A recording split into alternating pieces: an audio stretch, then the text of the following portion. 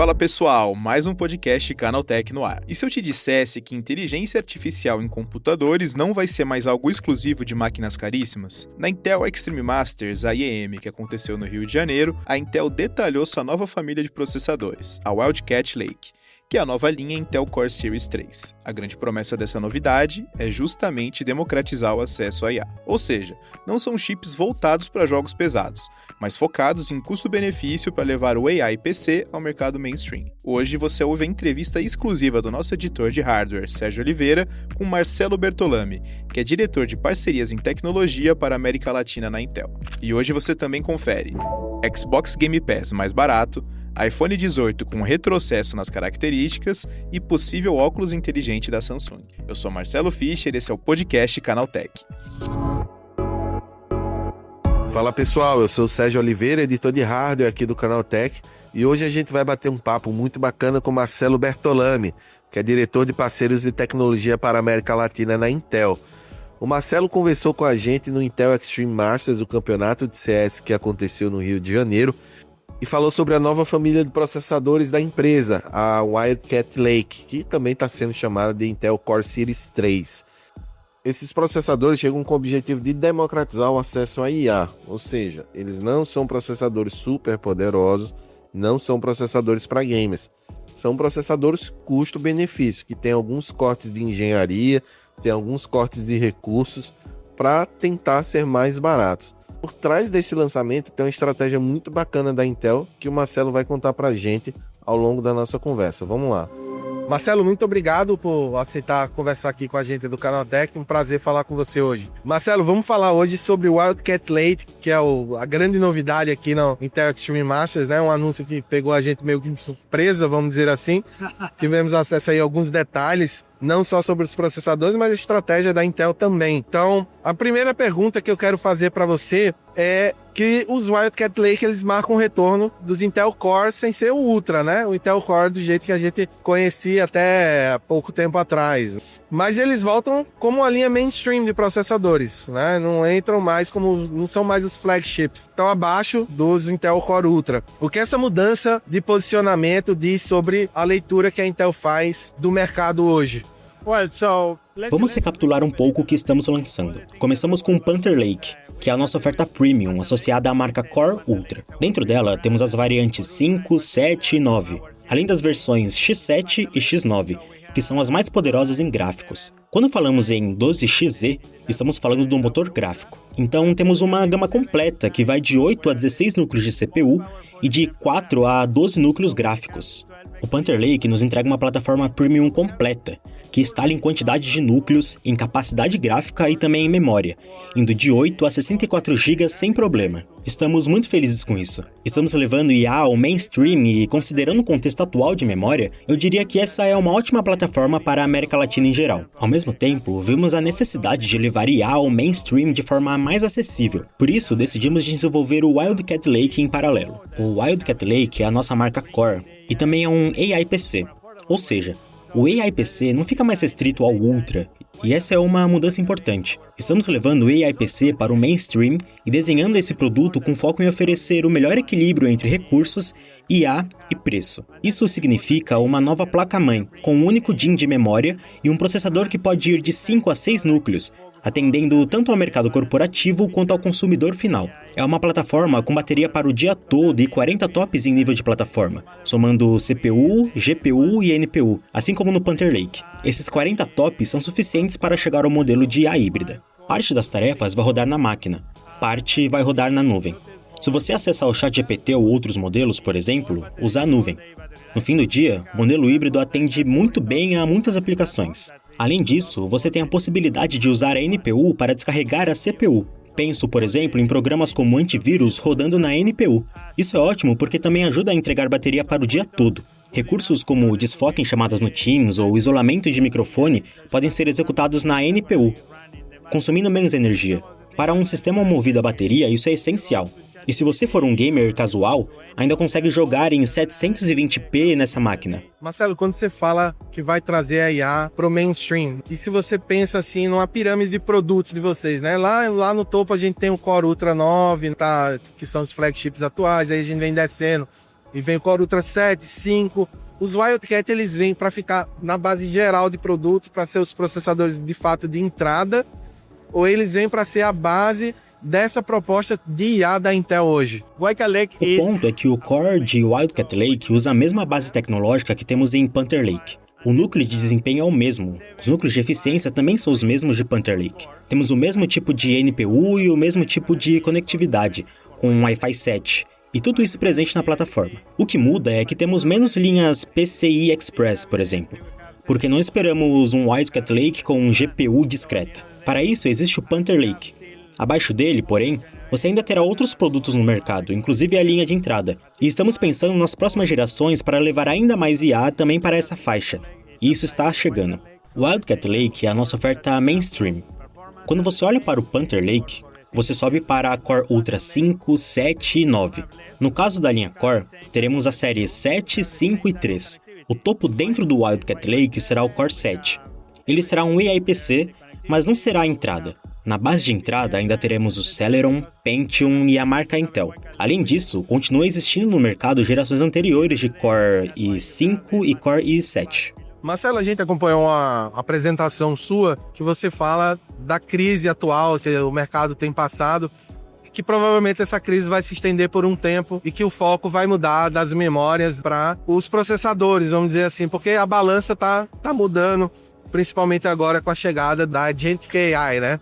Eu queria que você explicasse um pouquinho mais para a gente dessa sua visão, como essa mudança da IA generativa para a IA agêntica muda essa balança, por que vai passar a exigir mais dos processadores.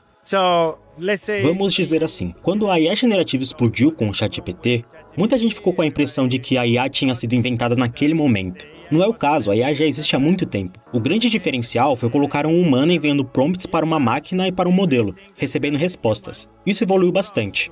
Mas ainda é um humano trabalhando com uma máquina. Agora imagine que, em vez de humanos, você tenha agentes. Máquinas conversando com máquinas. Imagine a quantidade de tokens que essas máquinas podem trocar para resolver um problema. É disso que estamos falando com IA agêntica. Vários agentes trabalhando juntos para solucionar uma questão. Quando isso acontece, o crescimento é exponencial. E a orquestração necessária para administrar todos os dados que passam de um modelo para o outro, além de todas as requisições para executar o modelo, o que chamamos de inferência, e devolver a informação, implica a necessidade de mais CPUs. É preciso mais CPU para fazer todo esse trabalho. Isso explodiu nos data centers em termos de quantidade de CPU necessária para manter as GPUs ocupadas. Caso contrário, a GPU fica ociosa, esperando os dados e as instruções sobre o que precisa fazer. Aí surge um gargalo. Antes, quando você precisava criar um modelo, a relação era algo como 1 CPU para 10 GPUs. Agora estamos indo mais para 2 CPUs para 1 GPU, talvez até 1 para 1. E quando avançarmos para a IA física, com robôs ou outros sistemas entendendo o contexto e agindo sobre ele, você provavelmente vai precisar de mais CPUs do que GPUs. Essa é a tendência e vemos isso continuando. Não enxergamos nenhum sinal de desaceleração. A pressão sobre memória, a pressão de oferta por CPUs e todo o trabalho necessário no software não devem acabar esse ano. E eu também não acho que isso termine em 2027. Isso é uma mudança de paradigma muito grande, né? Que a gente vê, e aí a gente vê os Wildcat Lake, a proposta do Wildcat, provavelmente, como você já falou, a gente vai descer mais um degrauzinho ali em direção ao mainstream. Isso vai acontecer nos próximos anos. Então, para contexto aqui de vocês que estão ouvindo a gente, o Wild Lake ele chega com uma proposta mais custo-benefício. Então, ele faz algumas concessões a nível de arquitetura, até organização ali dos tiles e tudo mais. E aí, falando especificamente sobre isso, a gente tem nesses novos processadores um pacote de 2 chips ali internos, né? A gente vê que a GPU ela voltou para o tile principal e o Platform Controller ele acabou saindo, né? Ele está do lado agora, né? Aí eu queria entender melhor qual problema essa decisão da Intel resolve. Qual o motivo de ter sido feito esse movimento e como é que isso impacta as fabricantes parceiras? Eu acho que toda definição entre adotar uma abordagem multi-tile ou monolítica envolve ganhos e perdas. A questão é que, com tiles, você ganha a modularidade na forma de construir o processador. Você pode dizer, quero a mesma quantidade de núcleos, mas quero menos ou mais GPU. Isso é exatamente o que vemos em Panther Lake. Posso colocar outro tile, um tile maior, no mesmo pacote, e gerenciar isso. Posso gerenciar mais ou menos entrada e saída, mais ou menos linhas, e não preciso, toda vez que fizer uma mudança, revalidar o chip inteiro. Em uma abordagem monolítica, as conexões internas são muito rápidas, porque tudo está dentro do mesmo dia. Mas toda vez que você precisa mudar a parte gráfica, por exemplo, precisa revalidar tudo e praticamente refazer o chip. A abordagem com chiplets é ótima porque permite criar essas configurações com muita versatilidade e rapidez. Você também pode trabalhar com diferentes nós de fabricação. E quando falo em nós, estou falando do tamanho do transistor. Dá para ter partes fabricadas por você, partes fabricadas por terceiros, blocos rodando em Intel 3, outros em Intel 18A. Ou seja, você pode usar fábricas diferentes para coisas diferentes em cada tile. E depois o empacotamento junta tudo e dá vida ao processador. E aí tem uma questão que chamou muita atenção durante a apresentação, que foi a decisão da Intel de usar memória single channel. Então, a gente só vai ter uma memória ali funcionando. Mas você disse que isso não impacta desempenho, performance, que a largura de banda continua sendo perfeita. Mas por que dessa decisão e o Dual Channel não funcionaria melhor, não entregaria mais performance de repente? O Dual Channel foi criado numa época em que a memória tinha mais limitações de latência e velocidade. Foi uma boa solução naquele momento. Historicamente, claro, sempre é melhor ter 2 canais povoados, isso todo mundo sabe. Agora, quando pensamos em como reduzir o número de camadas da PCB da placa-mãe e baixar o custo, perguntamos, como fazemos isso? Vamos usar um DIN só, menos linhas de PCI Express e construir a plataforma a partir da ideia de que, com 6 núcleos e as memórias que temos hoje, com o DDR5 e o throughput atual, não haverá gargalo entre o DIMM e a CPU. Ou seja, não haverá problema de largura de banda entre os dois. E esse é o ponto principal. Quando fizemos isso, não foi simplesmente pegar uma placa-mãe de Panther Lake e remover um DIN. É um projeto novo para o Wildcat Lake, aproveitando tudo de bom de Panther Lake, mas com um DIN só. O que isso significa? Que você pode ter configurações com 8 GB. Hoje, se você quiser chegar a 8 GB com DDR5, não encontra uma configuração 2x4 no mercado. Até dá para começar em um patamar muito baixo e ir até 64 GB no Wildcat Lake. Eu não acho que alguém vai colocar 64 GB nele, a não ser em alguma aplicação de Edge, porque o Wildcat Lake também é muito bom para isso. Mas foi uma decisão tomada para termos a melhor solução em custo-benefício, com um processador de 6 núcleos, um DIN de memória e, ainda assim, desempenho e bateria para o dia todo. E aí a gente tem falado em democratizar a IA e tudo mais, e isso é muito importante, principalmente aqui no Brasil, que a gente tem um mercado que sofre muito com questões de preço. E aí, com a chegada do Wildcat Lake, onde é que a Intel enxerga o ponto de entrada ideal aqui no país e o que a gente, quando a gente deve esperar os primeiros sistemas com o Wildcat Lake aqui?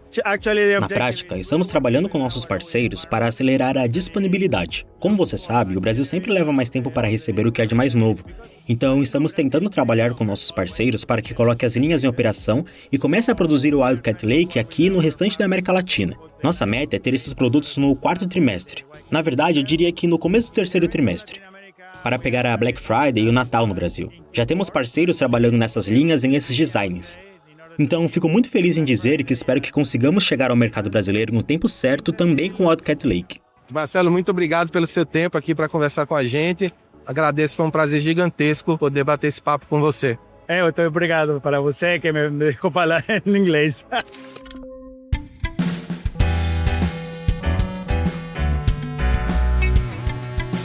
Você fica agora com um giro de notícias. Um respiro no bolso dos gamers. A CEO da divisão de games da Microsoft, Asha Sharma, anunciou uma redução de até 35% nas assinaturas do Xbox Game Pass Ultimate e PC Game Pass no Brasil. Isso acontece 6 meses depois da empresa ter dobrado o preço do serviço por aqui. Agora, o plano Ultimate cai de R$ 119,90 para R$ 76,90, enquanto o PC Game Pass passa de R$ 69,90 para R$ 59,99. Os planos Premium e Essential continuam com os mesmos preços, mas essa redução tem um porém. Os próximos jogos da franquia Call of Duty não vão mais entrar no Game Pass no dia do lançamento. Eles ficarão de fora do catálogo por 1 ano. Segundo analistas de mercado, a chegada da franquia ao serviço não gerou o aumento de assinaturas ou vendas de consoles que a Microsoft esperava, o que explica a decisão de abaixar os preços agora. Para quem já estava de olho no iPhone 18, é bom alinhar as expectativas. Segundo vazamentos, a Apple vai aplicar reduções nos custos de fabricação do modelo padrão do iPhone 18 para estabilizar o preço final, já que componentes como memórias RAM ficaram mais caros. Isso significa que o iPhone 18 padrão será muito mais parecido com o futuro modelo de entrada da marca, o iPhone 18e. Os dois devem compartilhar o mesmo processador e a mesma quantidade de núcleos gráficos. O aparelho também pode sofrer cortes na memória RAM e até perder recursos que existiam no iPhone 17. com o botão dedicado para a câmera e algumas melhorias na lente frontal. Pelo menos, a ilha dinâmica e a tela de 120 Hz devem ser mantidas. A Samsung pode entrar no mercado dos óculos inteligentes. Vazamentos encontrados nos códigos do sistema One UI 9 revelaram que a marca pode ter até 3 modelos de óculos inteligentes em desenvolvimento. O projeto mais ambicioso atende pelo codinome Haiyan e deve ser o primeiro dispositivo da marca com tela integrada. O foco desse modelo premium é o conforto, prometendo uso contínuo sem causar cansaço ocular, com previsão de chegada ao mercado em 2027. Além dele, a Samsung trabalha no projeto Jinju, focado em opções mais acessíveis. Esses modelos mais baratos não terão tela própria e focarão em recursos úteis de inteligência artificial, contando com câmeras, microfones e alto-falantes embutidos para capturar imagem e som, um formato muito parecido com o da Ray-Ban Meta. A ideia da Samsung é criar um ecossistema forte, rodando uma versão exclusiva do Android XR.